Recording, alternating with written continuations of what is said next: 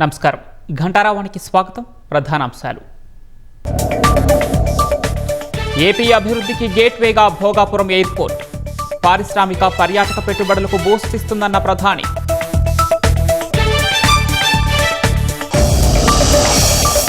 ప్రధాని సహకారంతో ఉత్తరాంధ్రలో 189 ప్రాజెక్టులకు పెట్టుబడులు.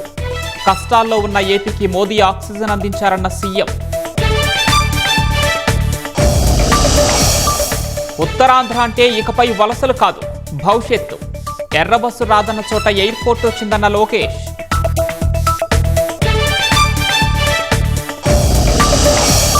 విపక్షాల చందా చోరీ నిరసనలపై పోలీసుల చర్యలు.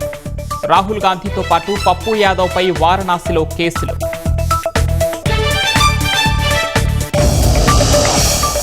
ఇథనాల్ కలపకుంటే పెట్రోల్ ధర 125కు చేరేదన్న కేంద్రం.